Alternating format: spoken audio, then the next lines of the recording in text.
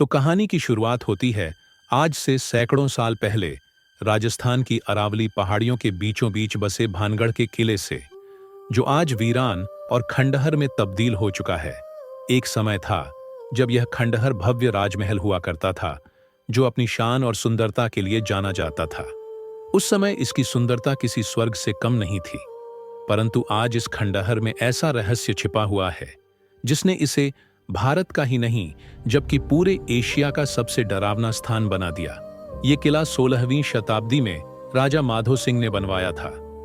राजा माधो सिंह अकबर के नवरत्नों में से एक मान सिंह के छोटे भाई थे। यह किला उस समय बेहद भव्य था, जिसमें मंदिर, महल, बाजार और बाग बगीचे भी थे।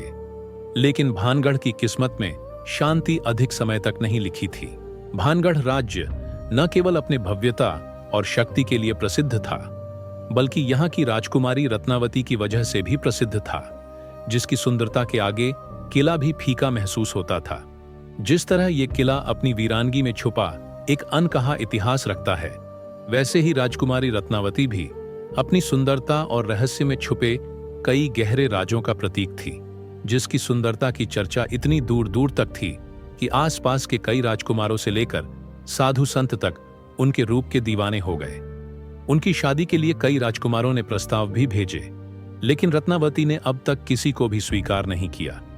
उनकी सुंदरता की तुलना स्वर्ग की अप्सराओं से की जाती थी, लेकिन इस खूबसूरती के पीछे एक ऐसी कहानी छिपी थी जिसने इस किले और इसके वासियों का विनाश कर दिया। राजकुमारी के आसपास ऐसा कुछ घटित होने वाला था जिसे न तो राजकुमारी ने कभी सोचा था, न ही किसी ने कल्पना की थी। इस किले की भव्यता और राजकुमारी रत्नावती के पीछे एक अंधी शक्ति थी, जो धीरे धीरे किले की तिजोरियों और दीवारों में अपने पांव पसार रही थी।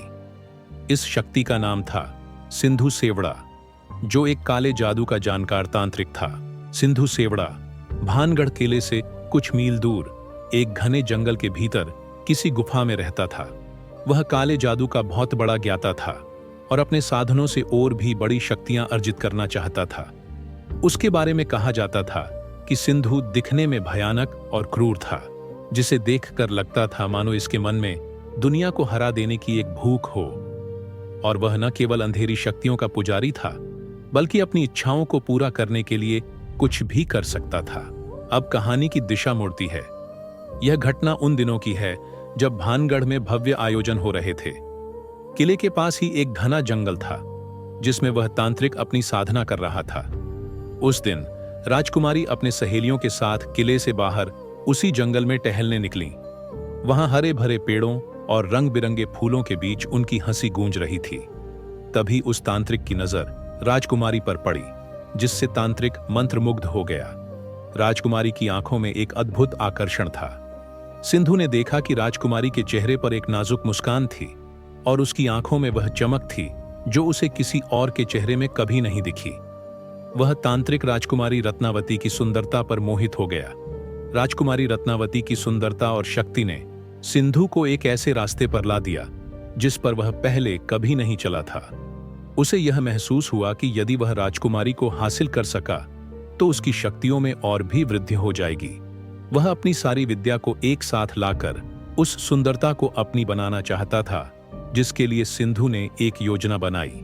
सिंधु सेवड़ा जंगल में अपनी गुफा में वापस लौट गया। उसने अपने काले जादू के साधनों को इकट्ठा किया और तांत्रिक साधनाओं से राजकुमारी को अपने वश में करने की योजना बनाने लगा। वह जानता था कि राजकुमारी को साधारण तरीके से अपनी ओर आकर्षित करना संभव नहीं है। उसके लिए उसे अपनी तंत्र विद्या और जादू का सहारा लेना होगा। फिर उसने अपनी तांत्रिक विद्या से एक खास तरीके का जादुई इत्र बनाया। यह इत्र ऐसा था कि जो भी इसे लगाएगा वह उस व्यक्ति के वश में हो जाएगा जिसने इसे बनाया है।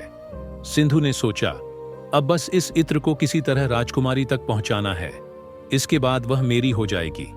और सिंधु अब ऐसे मौके की तलाश में था। वह रोज राजकुमारी की दिनचर्या पर नजर रखने लग गया। फिर कुछ दिनों बाद राजकुमारी रत्नावती अपने महल से बाजार की ओर निकली।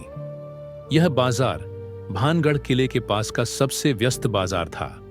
दुकानदार अपनी दुकानों में व्यस्त थे। राजकुमारी अक्सर यहां अपनी सहेलियों के साथ खरीदारी करने आया करती थीं। जैसे ही वह बाजार में पहुंची तो तांत्रिक भी वहां छुप कर पहुंच गया। राजकुमारी अपने सामान के साथ इधर उधर देख रही थी। तभी सिंधु ने अपनी योजना को अंजाम देने के लिए मौका पाया। उसने बाजार में एक इत्र की दुकान के मालिक को अपने वश में करके जादुई इत्र की शीशी दी और कहा, यह इत्र राजकुमारी को पेश करो, वह इसे देखकर इसे जरूर पसंद करेंगी।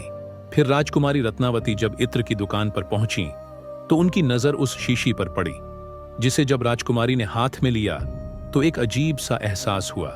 उस इत्र का असर होने लगा और वह अपने शरीर में एक आकर्षण सा महसूस करने लगी। उनकी आंखों में एक हल्का सा भ्रम सा आ गया, मानो कहीं दूर एक शख्स है जो उसको अपनी ओर खींच रहा है। राजकुमारी रत्नावती ने अपनी बुद्धिमत्ता का प्रयोग किया और तुरंत समझ गई कि यह कोई साधारण इत्र नहीं, जबकि इसके साथ में कोई जादुई शक्ति का प्रभाव है। राजकुमारी ने तुरंत उस इत्र की शीशी को जमीन पे पड़े किसी पत्थर पर फेंक दिया। फिर जैसे ही यह घटना घटित होती है, यहां से ये कहानी और भी डरावना मोड़ ले लेती है।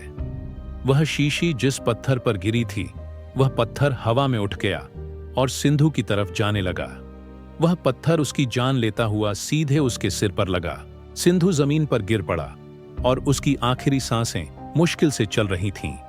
फिर मरते समय सिंधु ने अपने अंतिम शब्दों में भानगढ़ किले और उसके वासियों को श्राप दिया कि यह किला हमेशा के लिए वीरान हो जाएगा, यहां रहने वाले सभी लोग मारे जाएंगे और यह स्थान एक भूतिया खंडहर में बदल जाएगा। कोई भी यहां चैन से नहीं रह पाएगा। फिर वो तांत्रिक तो मर गया, लेकिन उस तांत्रिक का शाप सच साबित हुआ। कुछ ही समय बाद पड़ोसी राज्य के राजा ने भानगढ़ पर हमला कर दिया। इस युद्ध में किले के सभी लोग मारे गए और यहां की भव्यता खंडहर में बदल गई।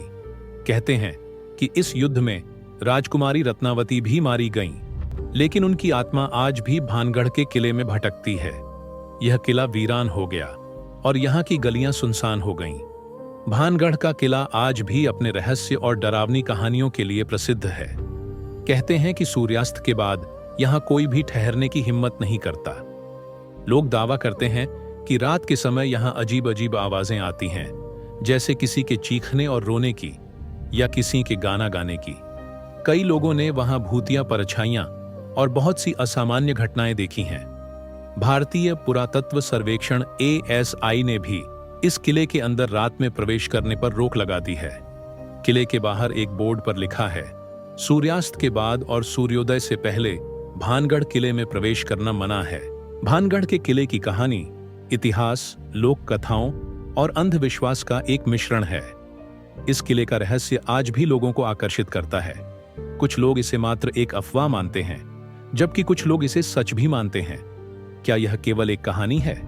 यह सवाल हर किसी के मन में है, लेकिन भानगढ़ के खंडहर आज भी अपने भीतर एक गहरी और डरावनी चुप्पी लिए खड़े हैं, जो इस रहस्य को और भी गहरा बना देते हैं।